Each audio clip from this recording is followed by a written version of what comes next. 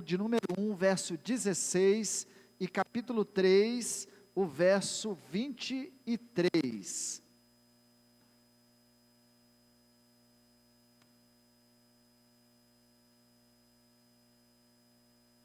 Romanos, capítulo 1, verso 16 e capítulo 3, verso 23. Diz assim: pois não me envergonho do Evangelho, porque é o poder de Deus para a salvação de todo aquele que crê, primeiro do judeu e também do grego, porque a justiça de Deus se revela no Evangelho, de fé em fé, como está escrito: o justo viverá por fé. Capítulo 3, verso 23, eu creio que vocês sabem de cor. Quem lembra, sem olhar na Bíblia?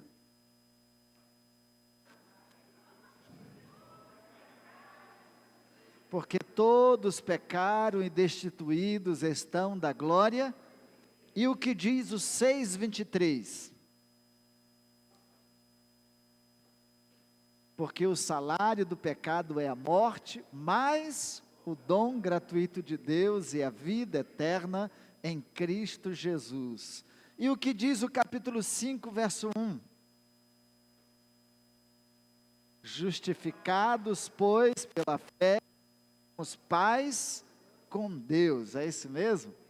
E o capítulo 7, verso 1, que diremos, pois, permaneceremos no pecado para que a graça abunde? De modo algum, nós que já morremos. E o que diz o capítulo 8? Assim, eu vou convidar vocês a me ajudarem hoje a entender um pouco da teologia paulina. Sexta-feira nós tivemos o churrasco, maravilhoso. Quem esteve lá? Irmãos, eu comi tanta carne, eu comecei a comer carne desde a hora que o boi morreu. Então, na quinta-feira à noite, com Jonathan, na sexta-feira, no almoço, e depois no jantar. Quando foi na sexta-noite, eu tive que tomar um omeprazol, porque a carne, o estômago não deu conta de digerir tudo de uma vez só, né? Precisou de um omeprazol. Eu creio que alguns aí devem ter feito a mesma coisa, porque comeram bem, né? Comeram bem, não foi, Márcio? Comeram bem. Eu vi, continuou comendo carne ainda hoje, né? Ele, o cunhado lá, a família, né? Fugiu aqui o nome agora. Então, eu queria convidar vocês a comer um pouco de churrasco hoje. Então, quando a gente come churrasco pesado, às vezes dá um pouco de indigestão e um pouco de sono também. Então, vou pedir para vocês não dormirem, mas estarem atentos àquilo que nós vamos pensar e meditar hoje. São bases, são fundamentos daquilo que é anunciado como o Evangelho de Cristo Jesus. Amém? Amém. Hoje também nós tivemos pela manhã o encerramento do Acampa Dentro dos adolescentes. Então alguns deles não dormiram, né? Passaram a noite toda, que dormiram foram acordados à base da barulho de panela que eles me falaram. Mas foi maravilhoso ver mais de 30 adolescentes aí no nosso Acampa Dentro, de sábado para domingo, e vê-los buscando ao Senhor é maravilhoso. Então, parabéns aí todos os ministérios que estão trabalhando e fortalecendo os nossos jovens e adolescentes. Nos voltando para o texto, a carta aos Romanos, e queremos pensar com vocês sobre a justiça de Deus em contraste com a injustiça e impiedade dos homens. A justiça de Deus e a impiedade e a injustiça dos homens. Vamos ver esse contraponto. Paulo, na sua época, e podemos trazer para os dias de hoje, nas suas observações, e não só na sua observação social, do comportamento humano, das sociedades, mas pela própria revelação bíblica, ele podia observar os gregos, os denominados bárbaros, né, que eram homens cruéis. Dentre estes, ele cita inclusive algumas cidades que eram piores que outras, né, quando ele escreve a sua carta a Tito, falando dos cretenses, por exemplo, dizendo que eles eram beberrões, eles eram avarentos, um monte de coisas. Então ali nós temos uma descrição. Hoje, nós poderíamos da mesma forma fazer essa observação e esse olhar. Como é que nós podemos ver o nosso mundo hoje? Eu diria que nós temos um mundo intelectualizado, dentro de uma visão que é denominada de humanismo, aí os acadêmicos, né, que estão na universidade sabem disso, em que a base da ideologia, da filosofia humanista é do homem, pelo homem, para o homem. A ideia da ciência humanista é tirar Deus do caminho, porque Deus é obstáculo para o avanço do conhecimento e da ciência humana. Então, tira Deus e põe o homem. E o homem passa, de certa forma, a ser o Deus de si mesmo. É isso mesmo, pastor Will? Pastor Wilson é nosso professor de filosofia, então vai nos ajudando aí também. Outro grupo social que a gente encontra são pessoas que não têm nenhum valor, ou procuram não viver dentro de nenhum valor moral, normativo, social, e procuram quebrar todas as regras sociais possíveis, seja na área da sexualidade, seja na área do comportamento familiar, dos relacionamentos familiares, ou em outros campos mais. Dentro dessa margem, um grupo de pessoas dado à violência, à brutalidade, né, ao desvalor da vida humana. Não é isso mesmo que a gente vê? Mas do outro lado também, a gente vê um grupo de pessoas que, ainda que intelectualizadas e ausente da ideia de Deus, vivem valores morais, padrões éticos e morais, e que dentro desses valores, dentro desses padrões, eles acham esse é o padrão moral, ético, e vivendo assim, sua consciência o deixa tranquilo. Estão fazendo o que é certo, estão fazendo o que é bom, não estão prejudicando ninguém, então nada os atingirá. Vivem dentro dessa consciência moral. Parte dessa comunidade também vivem os religiosos, que se acham perfeitos, bons, e que julgam todos os outros, como talvez no olhar de vocês eu esteja fazendo, julgando todos os outros. Eu estou só fazendo um recorte, mas que às vezes se julgam melhor do que todos os outros. E porque se julgam melhores do que todos os outros, não podem se misturar. Há pouco tempo atrás, eu vi a experiência de uma igreja que se dividiu, porque dentro da sua comunidade elitizada, ela dizia: nós não podemos nos misturar com os pobres, porque ter os pobres no nosso meio vai conviver com os nossos filhos e vão desvirtuar os nossos filhos, então nós não queremos isso. A igreja se dividiu, pobre para um lado e rico para o outro. É possível viver isso dentro do cristianismo? Mas é. Paulo está vendo isso. E quando ele escreve a carta aos Romanos, ele tem nesse recorte da sua observação histórica, né, e da revelação de Deus, esse olhar. E naquilo que a gente vai observar, nós vamos entender como ele descreve estas pessoas dentro de um padrão. É que eu sempre vou para a direita, né? Então, a esquerda fica... Agora, eu com esse microfone aqui, eu consigo ir. Com aquele outro, o microfone só pesa para um lado, né? Então eu só vou para um lado. Com esse aqui dá para a gente passear dos dois lados. Então quero que vocês me acompanhem dentro da carta aos Romanos, como é que Paulo está vendo algumas coisas. Como é que ele traz essa consciência, o conceito da justiça divina. Como que Deus é justo em observar, em ver, para salvar todos os homens, e também como é que os homens se colocam dentro desta situação e fazem as suas devidas interpretações. Então, peço vocês para me ajudarem a olhar.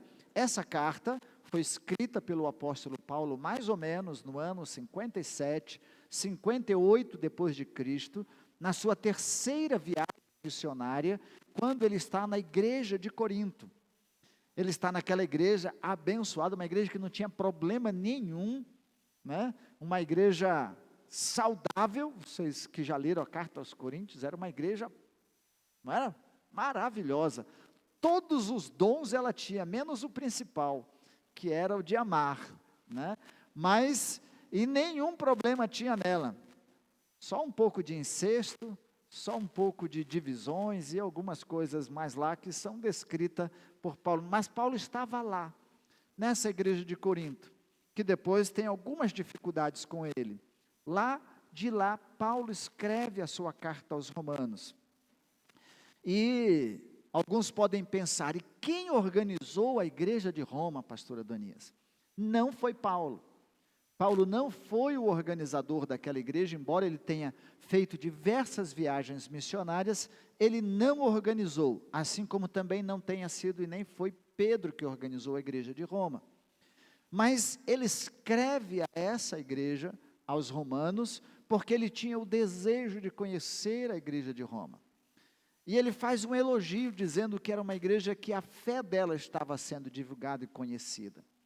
E porque ele queria ir para a Espanha pregar o Evangelho. E para ir até a Espanha, ele passaria por Roma. E teria o apoio financeiro de Roma para chegar até a Espanha para anunciar o Evangelho. E vocês vão encontrar isso logo no capítulo 1, do verso 8 ao verso 11. Ele dá aí a sua motivação. Depois vocês vão para o capítulo 15. Lá ele tem a segunda motivação, porque ele escreve essa carta à igreja de Roma. Porque lá tinha algumas pessoas que eram amadas por Paulo e que provavelmente amavam Paulo. Algumas que foram parceiros na caminhada missionária com Paulo e provavelmente, inclusive, na organização da igreja de Corinto. Priscila e Áquila, Júnia e outros Epênates, agora eu esqueci o nome aqui, né? Mas vocês vão lá no capítulo 15, temos diversas pessoas, uns que eram parentes, inclusive, de Paulo. Priscila e Áquila tinham uma igreja que se reunia na sua casa, era um PGM lá. Então, algumas pessoas que eram amadas, conhecidas de Paulo, então Paulo escreve essa carta, e não escreve para resolver nenhum problema. Primeira coisa que é importante, né? Paulo não está tentando resolver problemas da igreja em Roma. Obrigado, Neto. Paulo não está tentando resolver problemas da igreja de Roma, como foi na igreja de Corinto, quando ele escreve, quando foi na igreja de Filipos, quando ele escreve, sempre com o objetivo de corrigir algum problema, de dar alguma orientação específica, pastoral, ministerial, moral, de comportamento doutrinário da igreja. Não. Paulo está escrevendo aqui à igreja de Roma, e para se apresentar, ele faz um tratado teológico. De todos os escritos paulinos, a carta aos Romanos é aquilo que ele pensa ser o Evangelho. É aquilo que ele entende como o Evangelho de Cristo Jesus. Ele vai dizer meu Evangelho, mas em alguns momentos ele vai dizer o Evangelho de Cristo Jesus. Então ele faz uma apresentação. Quando a gente vai levar alguém para um concílio pastoral, a gente pede que eles escrevam um tratado, uma confissão de fé daquilo que eles creem. Paulo aqui está escrevendo exatamente o que ele crê. A primeira aplicação que a gente traz para nós: nem sempre o pastor, quando prega, ou alguém, quando ministra a igreja, tem que ser para resolver problemas. A ministração, a pregação, ela também tem um teor teológico nesse sentido de ensino, de trazer fundamentos, de dizer aquilo que cremos. E é nestas horas que muitas vezes nós escorregamos, porque trazemos ensinos que não são fundamentos das Escrituras, do Evangelho.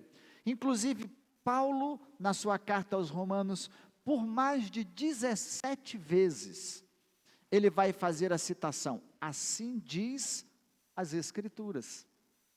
Para fundamentar o que ele cria, ele usou o contexto do Antigo Testamento. Assim diz as Escrituras. Então, como diz as Escrituras aqui, nós queremos entender e vamos tentar ir no argumento até o capítulo 5 de Romanos. A outra parte desta mensagem fica para um outro momento, amém? Então vamos lá a nossa profundidade aí, nosso churrasco de hoje. Primeiro, a apresentação e o propósito de Paulo a escrever, já falamos isso, e aí a impiedade e injustiça dos homens, capítulo 1, do verso 18 até o verso 30 ou 23. Impiedade e injustiça dos homens. Aí diz o seguinte, eu vou fazer a leitura do verso 18, só como introdução, para a gente seguir. A ira de Deus se revela do céu sobre toda a impiedade e injustiça dos seres humanos. Por meio da sua injustiça, suprimem a verdade. Pois o que se pode conhecer a respeito de Deus é manifesto entre eles, porque Deus lhes manifestou. Então, o que Paulo está dizendo aqui é que toda a impiedade e toda a injustiça dos homens atrai a ira divina. Ele vai usar esse argumento depois no capítulo 2 e no capítulo 3, dizendo que por vezes a rebeldia, a dureza do coração do homem, a sua insubmissão a Deus, vai fazendo com que se encha a ira de Deus, se acumule a ira de Deus. João, na sua visão, vai descrever isso como transbordar o cálice da ira de Deus.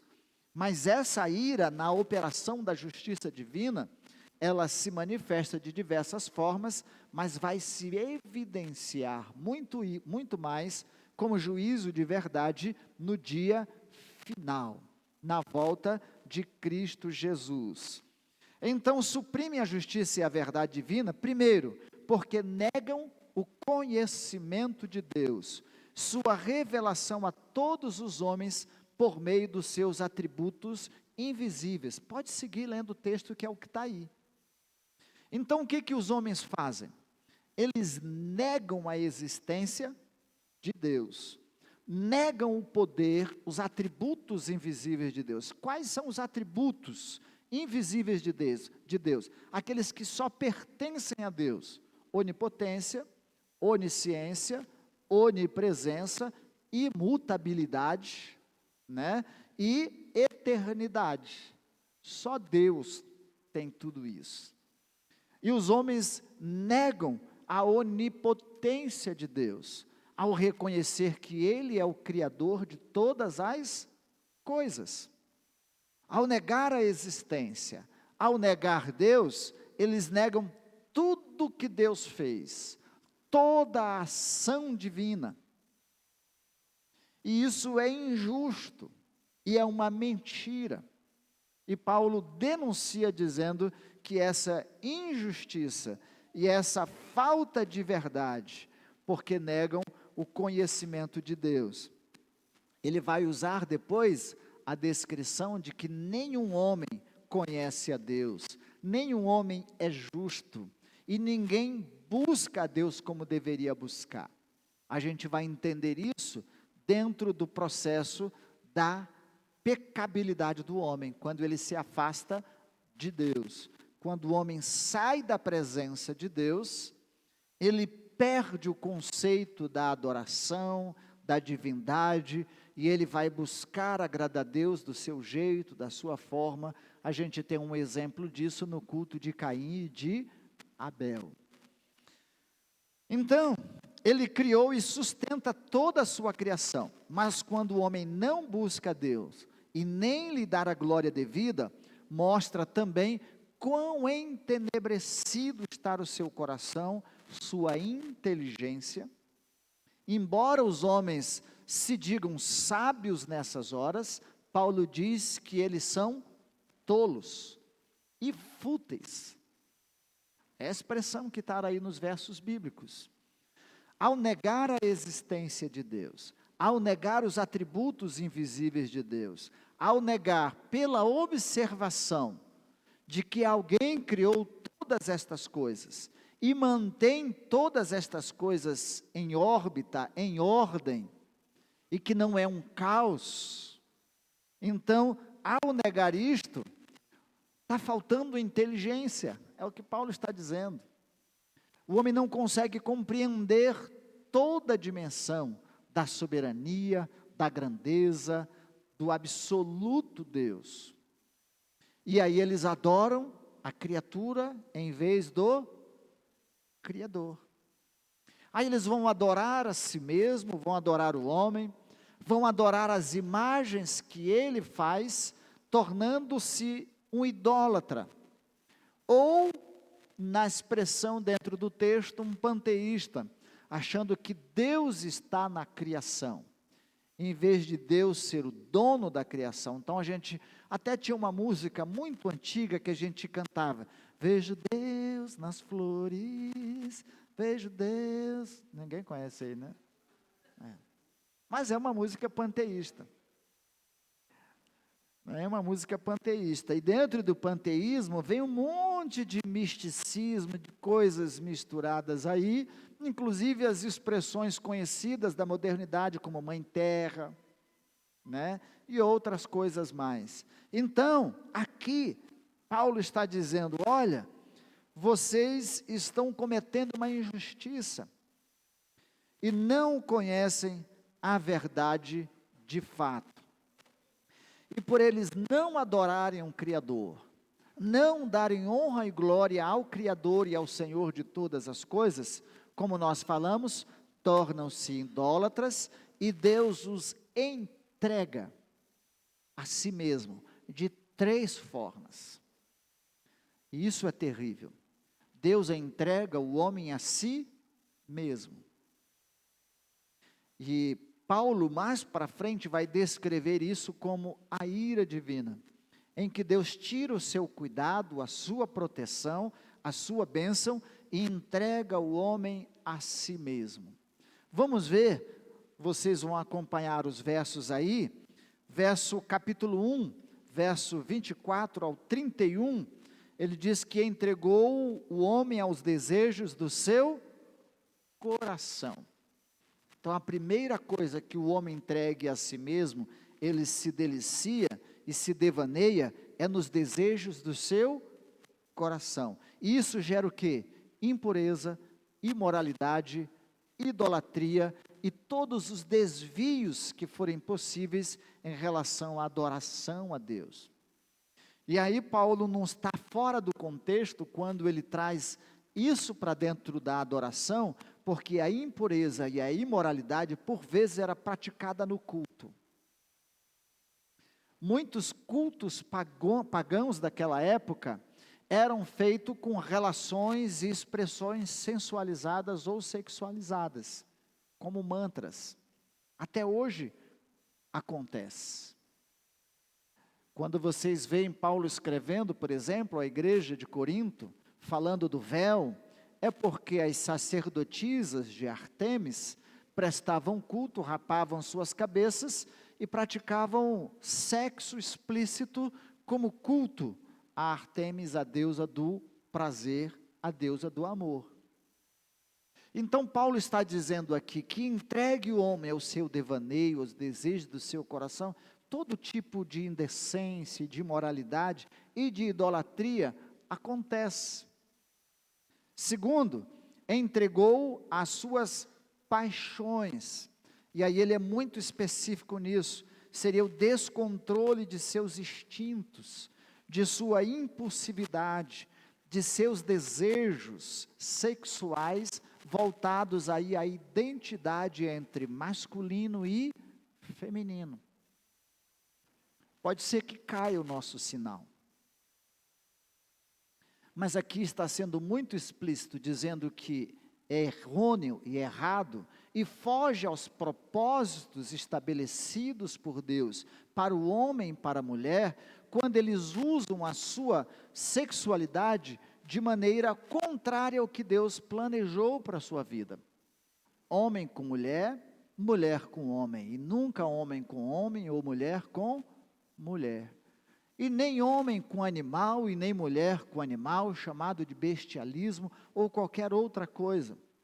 O propósito do sexo para Deus, quando estabeleceu para prazer, fruto do prazer do homem, sim, na sua relação, como parte da intimidade, mas também para a sua procriação.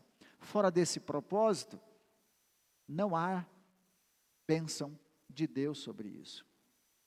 E aqui ele está dizendo que isso é contexto, e isso é dentro de uma relação de um homem que não vive, e de uma mulher que não vive dentro dos planos e propósitos divinos. Isso é fruto da natureza e dos instintos, das paixões, de toda a animalidade do homem.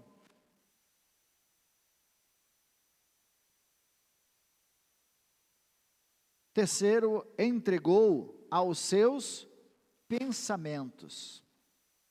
Aí o homem segue aquilo que ele acha que é certo. E ele lista uma série de comportamentos como fruto do pensamento distante de Deus que acontecem nessa vida humana. Ele diz, gerando perversidade, avareza, vocês podem ver, está na sequência dos versos até o 31. Avareza, maldade, injustiça, inveja, homicídio, discórdia, engano, malícia, difamações, calúnias, insolência, arrogância, orgulho, desobediências, deslealdade, falta de amor parental e incentivo à prática das mesmas coisas. Paulo conclui aqui dizendo, e os que tais coisas praticam, defendem e incentivam para que estas coisas aconteçam. Não é o que nós vivemos nos dias de hoje? Moderada ou desmoderadamente,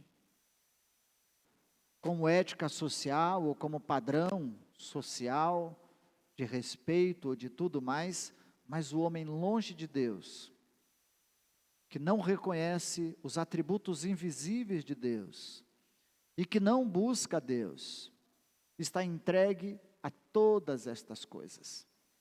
Paulo vai descrever isso na sua carta aos Gálatas, dizendo como fruto da carne, fruto da nossa natureza humana e pecaminosa, ou seja, distante de Deus. Capítulo 2, do verso 1 ao verso 29, Paulo vai descrever a impiedade e moralidade dos homens. Aí o julgamento, Paulo está dizendo, o julgamento do homem é falho. E ele está falando do religioso também, ou do moralista.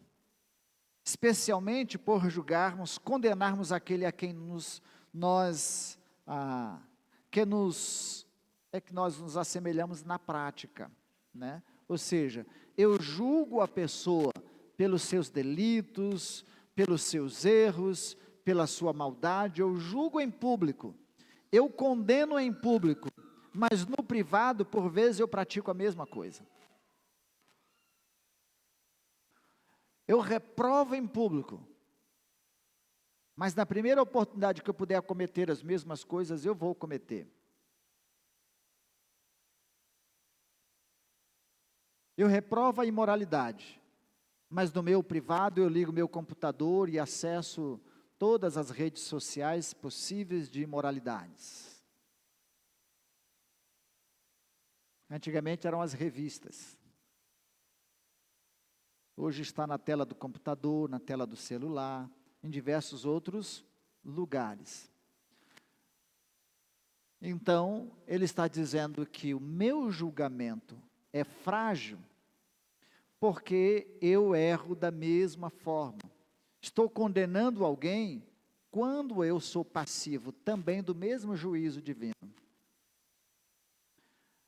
Eu peço o juízo de Deus, o juízo da lei sobre algumas pessoas, mas eu não quero esse juízo sobre a minha vida, nem da lei, dos homens e muito menos de Deus. Então, o nosso julgamento é falho. E ainda é falho, diz o capítulo 2, verso 3 e verso 4, você pode olhar aí, porque quando nós analisamos e julgamos as pessoas, e julgar não é só olhar o comportamento dela, ver o fruto da vida, o que ela produz, não é isso. É julgar, é trazer uma condenação, um juízo sobre aquela pessoa. E a descrição de Paulo é dizendo que quando eu traço esse juízo, eu erro porque eu desconsidero a bondade, a paciência e a misericórdia de Deus, que tem como objetivo promover o arrependimento. Então, quando eu julgo, eu quero matar, eu quero anular, eu quero deletar. Qual que é a frase moderna no computador, na internet? Cancelar. Eu vou cancelar o Neymar, né, porque ele falou tal coisa. Eu vou cancelar o fulano, eu cancelo. Eu isolo ele. Então, na verdade, nós não temos a mesma paciência divina para dar oportunidade para a pessoa se arrepender e se converter. E Paulo está dizendo que o juízo de Deus e a justiça divina, ela oportuniza isso.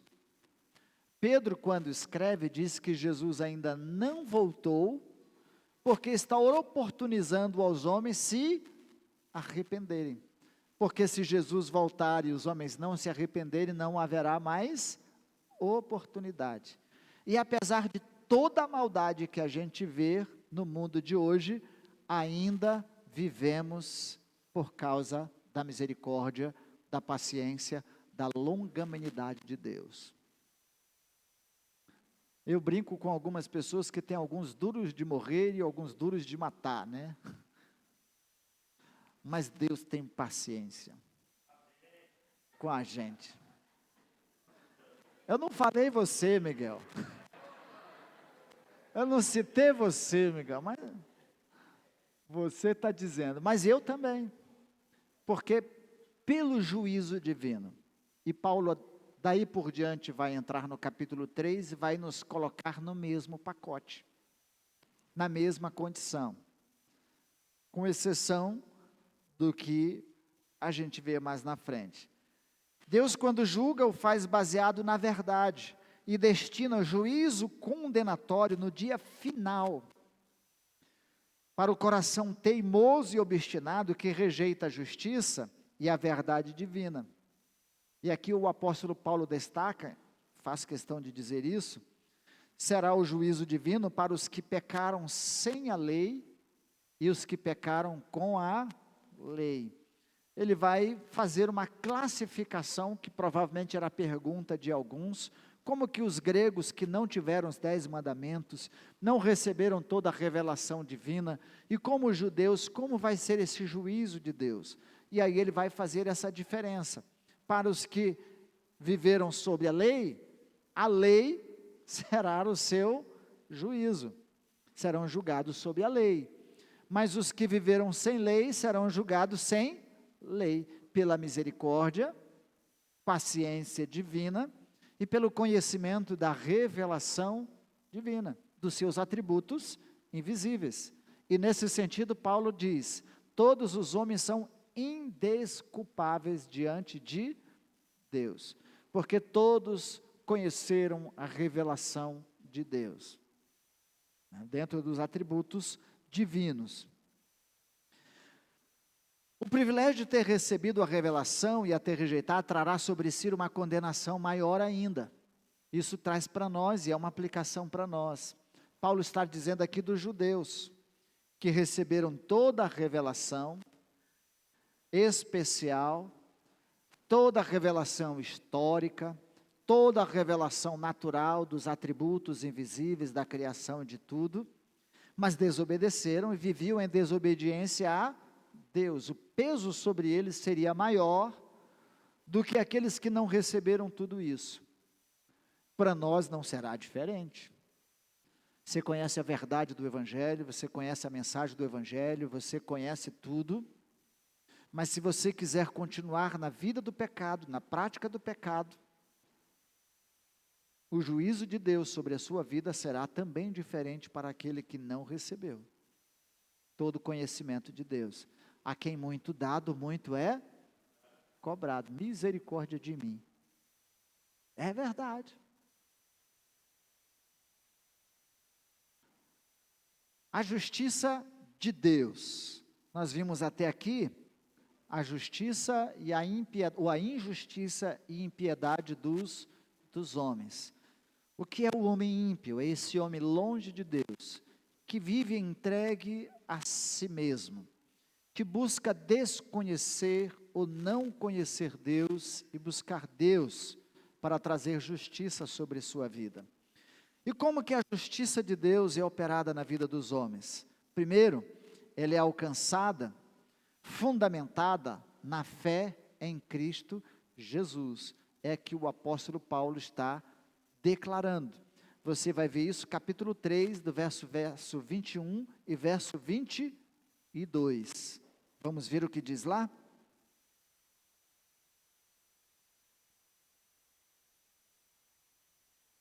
Mas agora, sem lei, a justiça de Deus se manifestou. Repito, a justiça se manifestou, sendo testemunhada pela lei e pelos profetas. É a justiça de Deus mediante a fé em Jesus Cristo, para todos,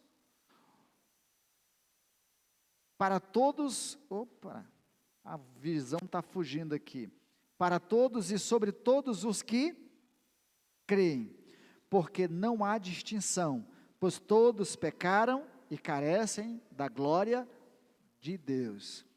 Então a justiça de Deus se manifestou através de quem? Da fé em Cristo Jesus. Se todos pecaram, e aí ele está dizendo, judeus, gregos, bárbaros, todos pecaram, e separados estão de Deus, como é que Deus vai resolver esse problema? Como é que Deus vai solucionar o problema da separação do homem de Deus? Como é que Deus vai tratar da maldade do coração do homem? Como é que Deus vai trazer o homem de volta para reconciliar-se com Ele e viver em comunhão com Ele? Por meio da fé em Cristo Jesus. Vamos nos lembrar do que o próprio Senhor Jesus disse? E que Paulo não está dizendo nada fora disso? Eu sou o caminho, a verdade, e ninguém vem ao Pai senão por mim. Porque ele veio para o que era seu e o seu não o recebeu, mas a todos quantos o receberam, deu-lhes o poder de se tornarem filhos de Deus. A justiça de Deus é operada por meio da fé em Cristo Jesus. E aqui a gente precisa dizer, a fé não é meritória. Eu tenho fé, então porque a minha fé me deu a salvação. A fé é um instrumento para operacionalizar a graça divina. O que nos salva é a graça ofertada em Cristo Jesus. A fé é a aceitação dessa graça, proposta por nós, por Deus, para nós em Cristo Jesus. Talvez não dê tempo a gente explorar todas as terminologias que Paulo segue por frente, mas vamos tentar, para a gente compreender isso. A fé não é esse ato meritório. Se cremos, aceitamos que o ato de Jesus na cruz é substitutivo, ele morreu em meu lugar para me dar a salvação, então, ou seja, ele morreu em meu lugar para me livrar do jugo do pecado e do mal, então eu sou salvo. É através da fé em Cristo Jesus que recebemos, na sequência, verso 24 do capítulo 3, pode ver, a justificação pela fé. O que é justificação, irmãos? É o ato pelo qual Deus declara o pecador justo, perdoado, através do sacrifício de Cristo Jesus. Mas deixe-me dizer, esse ato de justificar-nos não acontece dentro de mim. Eu não sou justificado e sinto isso. Esse é um ato divino, no tribunal divino. Sobre mim havia uma condenação, sobre mim havia um processo que me condenava à morte eterna, que me condenava a viver longe de Deus, que me condenava a viver escravo do pecado, e a gente viu o que é ser escravo do pecado, nos versos anteriores lá, quando ele diz entregue a si mesmo, eu vivia sobre essa condenação. O que Deus faz? Essa condenação, em Cristo Jesus, ele reconheceu que pela fé ele pode ser justificado, Deus pega o meu processo e cancela. No julgamento de Deus diz, não há condenação sobre ele. É do tribunal divino, é do juízo divino, é na esfera divina, não é emocional, não é sentimento, não é pensamento, é Deus que está dizendo que Ele nos justifica, é ato dEle, é carimbo dEle. Então Deus diz, Panis, você está justificado, meu filho, você era para viver longe de mim, separado de mim, condenado ao inferno, mas eu estou dizendo que agora você está justificado. E justificado aqui não é perfeito, não é justo no sentido de fazer tudo que é certinho, tudo que é correto, né? E a minha justiça própria me leva à presença de Deus e a usufruir das bênçãos de Deus, não é? É o ato divino. Eu considero você justo, te vejo como limpo, lavado, perdoado e não vou rever esse processo. A salvação é um dom gratuito de Deus, é ato da graça, é ato da bondade, é ato da misericórdia divina, mas para isso eu preciso crer, eu preciso acreditar que o que Jesus fez é suficiente para isso. Amém? Você consegue entender a profundidade disso? Você não tem que dizer assim, eu estou sentindo que eu sou justificado. Meu irmão, é Deus que está dizendo, é Deus que está declarando. Ou você duvida de uma declaração de um juiz? Quando ele assina a sentença, não assinou a sentença? Assinou. Havia uma sentença, agora a sentença foi cancelada. Isso é justificação. A redenção significa, verso 24 ainda, redenção significa a ação ou efeito de redimir, é o ato de libertar, salvar, perdoar ou resgatar alguém de uma situação difícil ou condenada. Aí é o sentido do preço que Jesus pagou. E esse preço é o valor do amor de Deus por nós. A forma e o preço que Ele deu para me resgatar, para me tirar dessa condenação, foi a sua própria vida, a vida do seu próprio Filho. Por um pecador que não merecia, que estava condenado, Ele pagou esse preço. E outra declaração que é importante, para quem Ele pagou esse preço? Você sabe me responder? Foi para o diabo?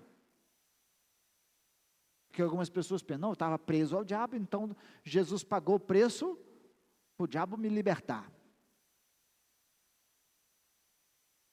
Para o pecado? Para Deus, porque a nossa dívida era com quem? Com Deus. A dívida era com Ele. E Ele pagou uma dívida que era com Ele, dando o seu próprio Filho, para comprar a nossa dívida, para anular a nossa condenação e nos tornar livres. Porque eu, pela minha escolha, me escravizei do pecado. E olha o que gera a escravidão do pecado, tudo aquilo que vocês viram. E mais uma, que não está aqui em Romanos, embora ele vai colocar no meio do bolo lá para frente, que está em Efésios capítulo 2, principados e potestades. Eu me escravizei, eu fiz a escolha de ficar aprisionado, e o homem sem ser livre por Cristo Jesus, irmãos, a ideia é preso mesmo, é aprisionado.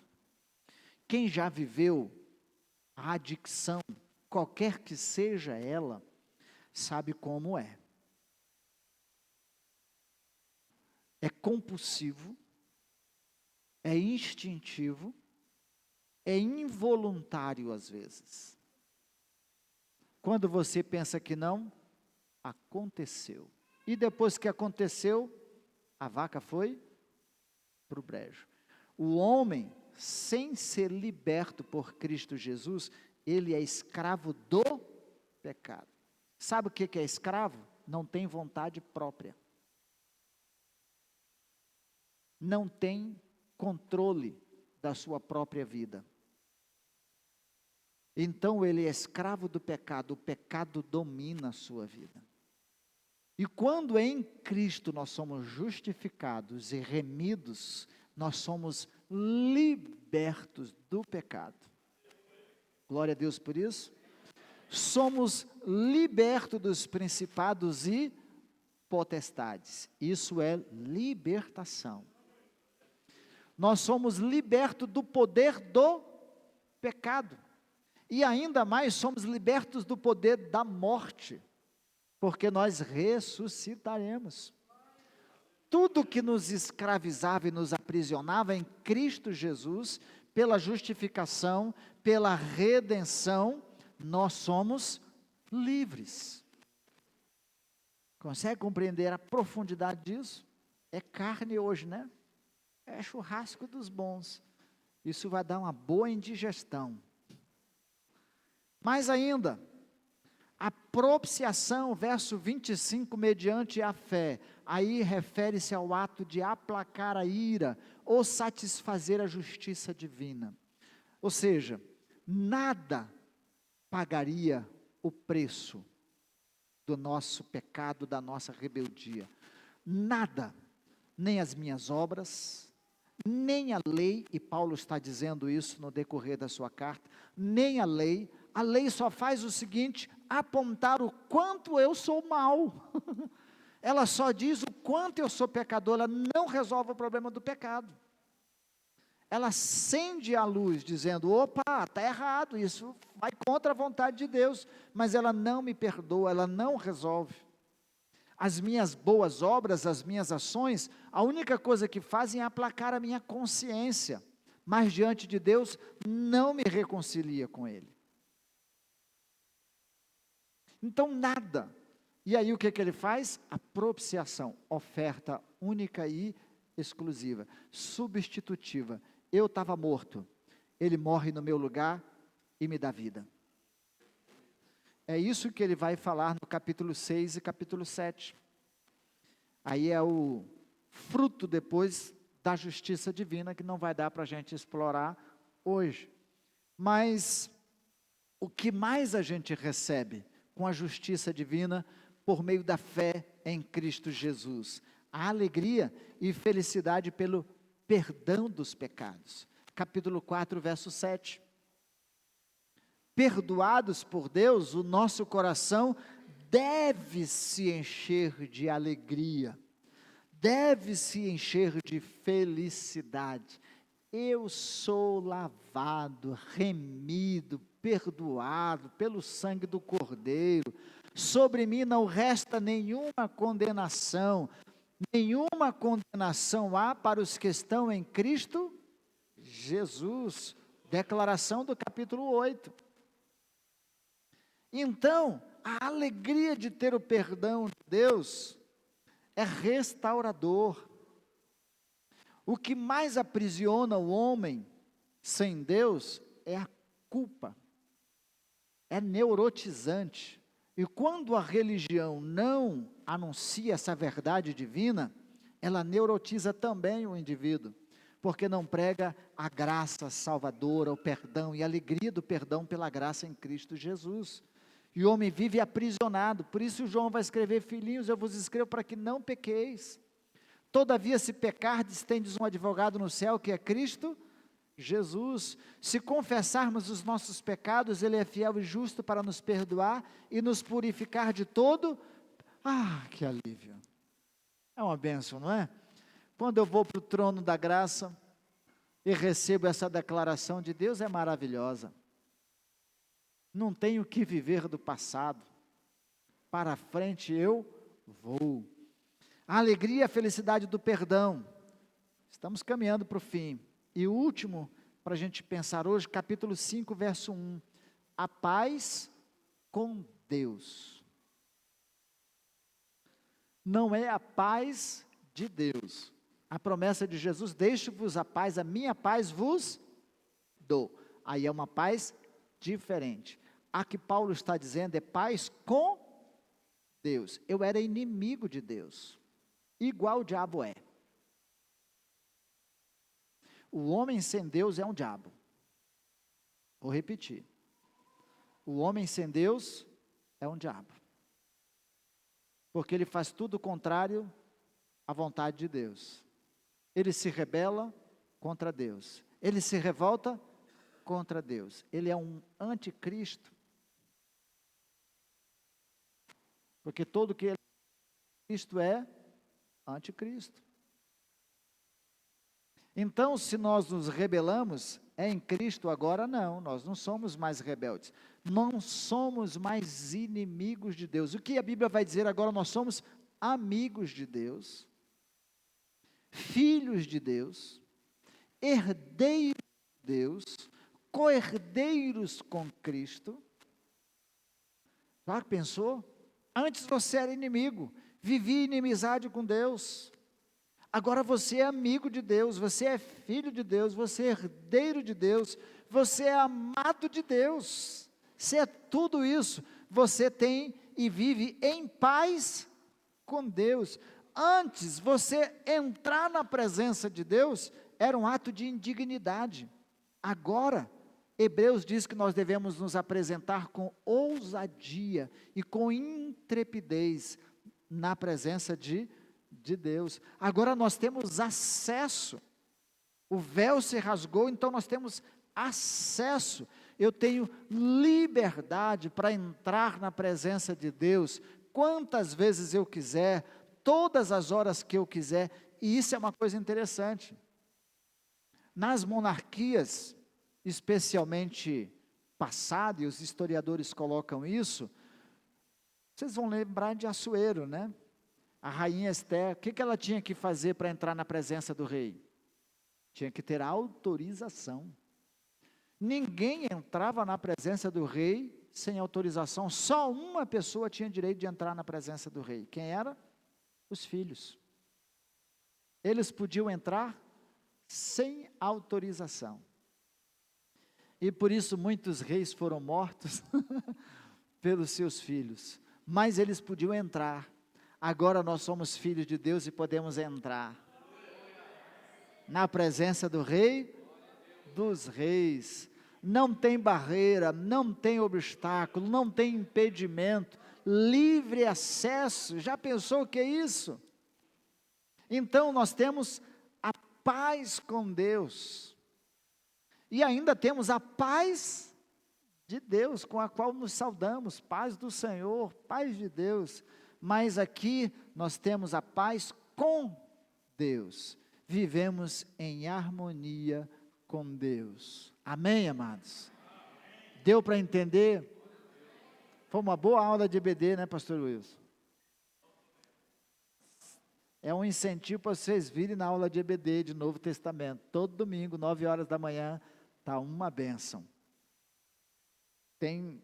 Todo domingo de manhã tem churrasco, né? Em outras mensagens nós vamos falar sobre as evidências da justiça divina em nossas vidas. Aqui a gente já viu algumas, mas a gente vai ver algumas das nossas responsabilidades e evidências da justiça divina na nossa vida, se possível no próximo domingo. Mas para perguntas, para a gente analisar, pensar, refletir. Qual sua posição diante de Deus hoje? Praticando as injustiças, impiedades, como todos os homens que estão distantes de Deus? Ou você está disposto a receber a justiça divina por meio da fé em Cristo Jesus? Você deseja atrair a ira divina ou quer experimentar a alegria e a paz com Deus? Você tem sido um juiz dos homens ímpios ou alguém testemunhando do Evangelho como poder de Deus para a salvação de todo aquele que crê?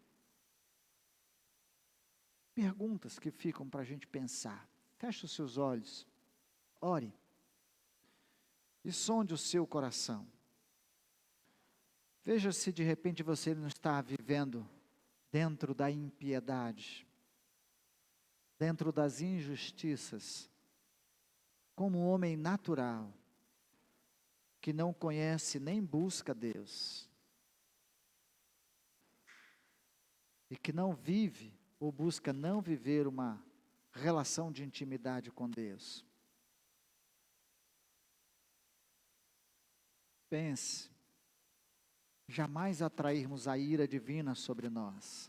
Pelo contrário, nós queremos a justiça divina por meio de Cristo Jesus sobre as nossas vidas, para nos trazer a alegria e a paz com Deus. E anunciarmos este Evangelho regenerador, salvador, restaurador a todos os homens que precisam se arrependerem e se reconciliarem com Deus, o Pai. Pai, nós estamos na Tua presença, Senhor. O Senhor é tão bom e maravilhoso, tão misericordioso, tão expressivo, tão detalhado em nos apresentar o Teu Evangelho. E a riqueza, a grandeza do amor do Senhor, da salvação ofertada em Cristo Jesus. Ó Deus, a nossa alma se expande, se alegra, ó Deus, se estende diante da Tua presença, em gratidão, em louvor, em honra, por tudo que o Senhor fez e tem feito por nós. Continue agindo na nossa vida. Continue agindo, ó Deus, no nosso coração, porque nós queremos viver para a glória do Senhor. Ó Deus, e não atrairmos a Tua ira como insubmissos, como ímpios, como pessoas que vivem sua própria justiça, ou seu próprio juízo, mas que estão debaixo da justiça divina. Manifesta, ó Deus, em Cristo Jesus, o nosso justificador, o nosso redentor, o nosso remidor, e aquele que é a propiciação pelos nossos pecados. Deus, mais uma vez somos gratos. E se estiver alguém em nosso meio, papai, que ainda não experimentou de tudo isso, não saia daqui hoje, sem experimentar da justiça do Senhor. Da oferta, ó Deus, de salvação em Cristo Jesus. Mas que ao pôr a sua cabeça no travesseiro, ele medite, reflite e assuma esse compromisso para andar em comunhão, andar, ó Deus, em paz com o Senhor. E ter a paz e a alegria do Senhor. Em nome de Jesus, amém, amém, Deus, amém, Jesus, amém. Pastor, tem alguma?